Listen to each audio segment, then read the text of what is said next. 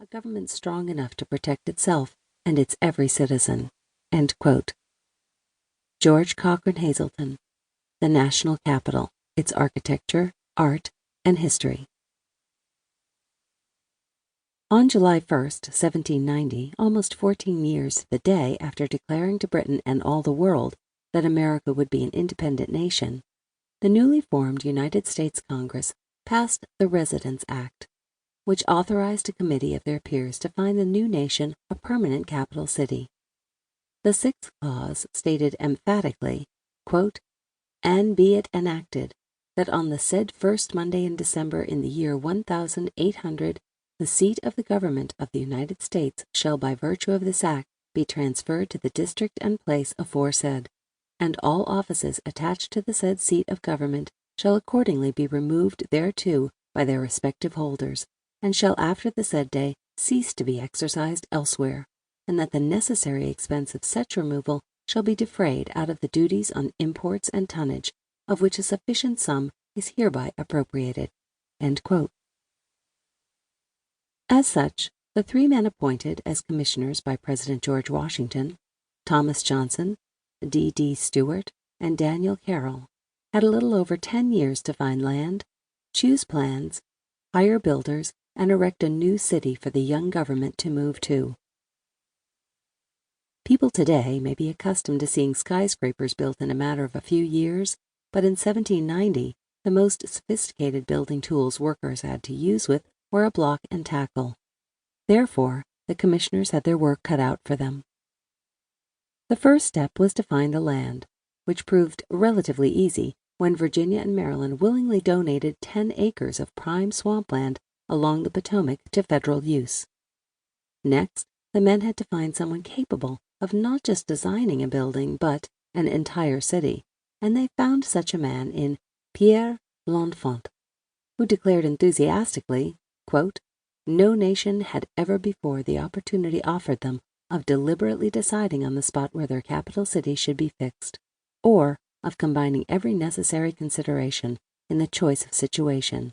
And although the means now within the power of the country are not such as to pursue the design to any great extent, it will be obvious that the plan should be drawn on such a scale as to leave room for that aggrandizement and embellishment which the increase of the wealth of the nation will permit it to pursue at any period, however remote."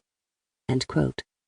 Though modern commuters caught in Washington, D.C.'s traffic during rush hour may curse his name, L'Enfant's plans were well suited for the people and conveyance of his time. He explained, quote, "Having determined some principal points to which I wished to make others subordinate, I made the distribution regular with every street at right angles, north and south, east and west, and afterwards opened some in different directions, as avenues to and from every principal place,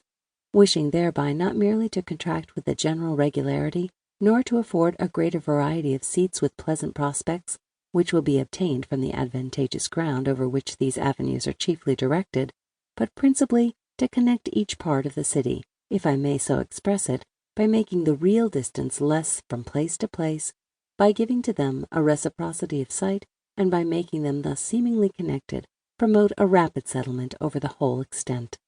End quote. At the center of L'Enfant's plans lay the Federal House, the home of the legislative branch of the government.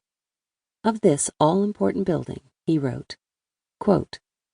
"After much minutial search for an eligible situation, prompted, I may say, from a fear of being prejudiced in favor of a first opinion, I could discover no one so advantageously to greet the Congressional building as is that on the west end of Jenkins Heights, which stand as a pedestal waiting for a monument, and I am confident, were all the wood cleared from the ground, no situation could stand in competition with this. Some might perhaps require less labor to be rendered agreeable, but after all assistance of arts, none ever would be made so grand, and all other would appear but of a secondary nature. The grand avenue connecting both the palace and the Federal House will be most magnificent and most convenient, the streets running west of the upper square of the Federal House, and which terminate in an easy slope on the canal through the Tiber River, which will overlook the space of about 2 miles, will be beautiful above what may be imagined. Those other streets parallel to that canal, those crossing over it, and which are